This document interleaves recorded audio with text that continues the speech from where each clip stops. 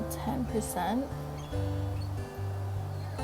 And then I'm also going to give a description at the end of it to kind of go over what it all means as well.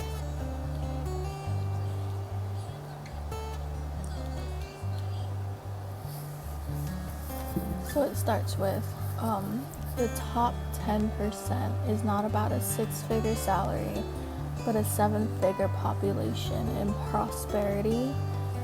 Mauka to Makai, the most efficient agricultural system the world has ever seen. Vai is life. Malama o Kanaka ika aina, aina e malama ike Kanaka. People take care of the land will take care of the people. Now decimated, 90% dead, only 5 figures left. 10% lives. What happens next? Schooling and diplomacy solidify our nation building. First non-white nation recognized as independent. Over 100 treaties, we never lost it. 90% literate, how do we capture the rest? Write it all down, Kanaka, they will try to make us forget. 127 years later, literacy and education becomes our salvation. Saving ourselves from the propaganda of denationalization, reclaiming not just our culture, but our roles as kumu for the next generations. We are not Americans, we are not Americans, we are not Americans. We are sovereign. I am Hawaiian. So I'm just going to go over the bibliography of this poem, kind of line by line. So this poem was just inspired by the remaining 10% of the Hawaiian population after the initial genocide of foreign people arriving to Hawaii. So we had anywhere from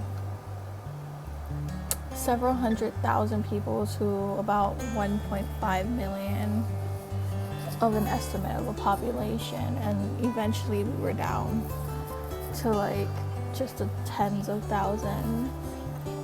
And in the first line I refer to the 10% of the population that was still alive of Hawaiians.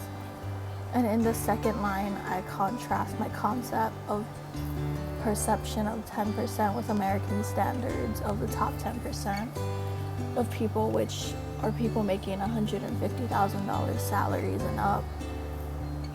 And those people with their 6-figure salary are considered prosperous by American standards, which in a native perspective or the Hawaiian perspective, a prosperous people would have been our Kanaka actually being alive, and that would have been the 7-figure number, the estimate of over 1 million people. So line 3 is my constant native direction of mountain to the ocean, so Mauka to Makai. And in line 4, I referenced the UHWO system, which was extremely efficient and self-sustaining, running from deep in the valley all the way to the fish ponds in the ocean. This system is why we Hawaiians use Mauka to Makai as a directional reference. It's just really rooted into that UHWO system. So in a sense, our people were never lost because we were always somewhere on or between Mauka to Makai. And we always used direct place markers such as that to know where we always were. And at the end of that line, Vai is life, I threw that in there because it is the heart of the UHWO system, is always taking care of that water and respecting it and using it very responsibly. And this resource was eventually hoarded and taken from the families, which contributed to the end of the UHWO system. It wasn't the sole end of it, but it was one of many things that contributed to the end of the UHWO system and displaced, but it did in fact displace many families, even the remaining 10% who were still trying to live on the land, just live off the land and continue to plant their lo'is. They were all displaced because the water was taken from them. Lines 5 and 6 briefly explains the symbiotic relationship with land and the people. And that's why it says people take care of the land will take care of the people. And again, that ended when the water was taken away and then the people were taken away from the land as well. Lines 7 through 9 tells of the rough estimate of 10% of Hawaiians population remaining. The monarch as well as the people needed to make a decision at this point as to how do we move forward with our population in like such a rapid decline, despite the mass genocide and disease that continues to wreak havoc upon the kingdom. The monarch and the people continue to learn language and politics, and not just English, but Chinese, like Mandarin and many other Asian languages like Japanese, Filipino, and then as well as like other European languages besides English, such as German or Russian or even some Spanish as well, because there was relations with not only Spain but also Mexico.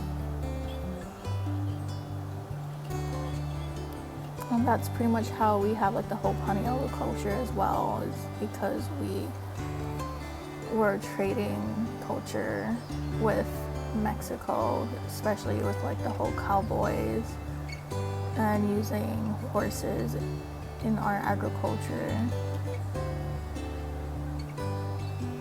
And they consume and teach it with the many Hawaiian language newspapers as we were learning English, but then and just not even just English, but also just being literate, learning how to read and write in Hawaiian. And there was this huge newspaper boom, especially for Hawaiian language newspapers in Hawaii. And they were just heavily documenting everything, whether it was genealogy, cosmogony, just cultural practices, any songs, the meles, just so much information was being shared through the newspapers. And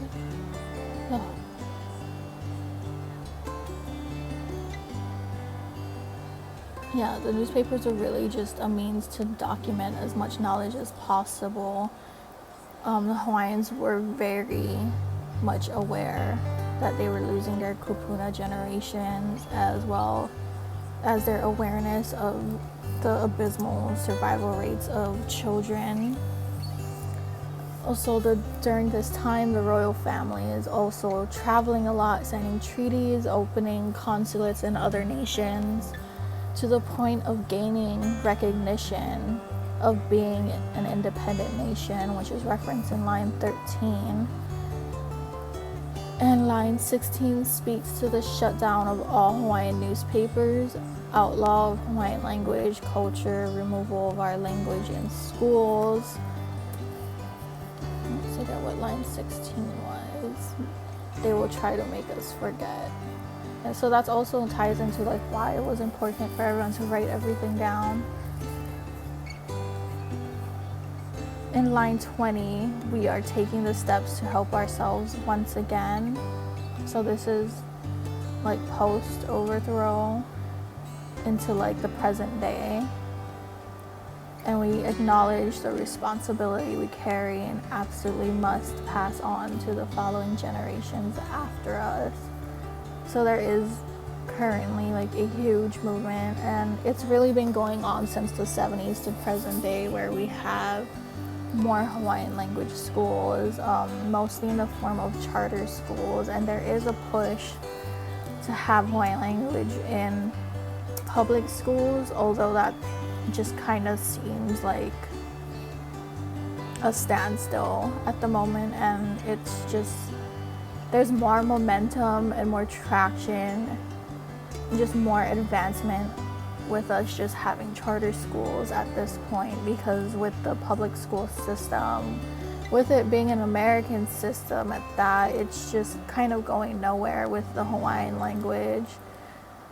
We're lucky if we can even get a kumu to be in a class once a week with our children that are in public schools. So right now the alternative seems to be public schools, and private schools are just the way to get things done. And in line 21, it's a tribute to Haunani Trask, who was an educated Hawaiian woman fighting for Hawaiian rights and for Hawaiians to claim our identities once again. And she's also a PhD professor. She did pass away in about 2012, but a lot of her lectures still resonate with a lot of people today, so I really wanted to add that in there as well, because it is important that people, that Hawaiians, continue to exercise our real identity as a sovereign people. It's just a fact at this point.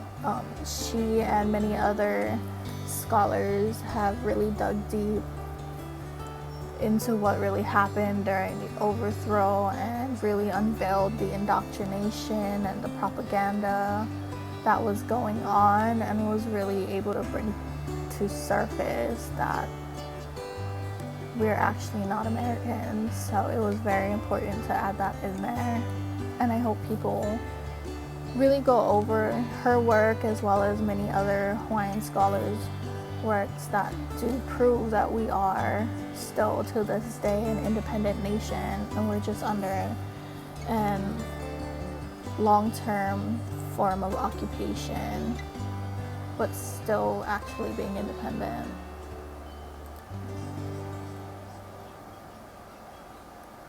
And then the last line, I just kind of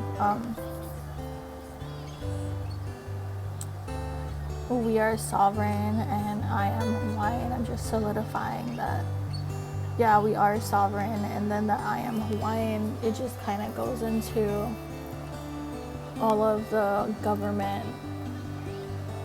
hurdles that tries to tell Hawaiians that we aren't Hawaiian unless we meet this blood quantum, or the hurdles of the government having our documentation saying we're Hawaiian but not really releasing it to us. And so we're a lot of times unable to make that claim, whether we're using it for Hawaiian programs, even if it is ran by Hawaiians. If we need that paperwork, there are obstacles from us obtaining that paperwork, which is all a very holly concept to even have in the first place.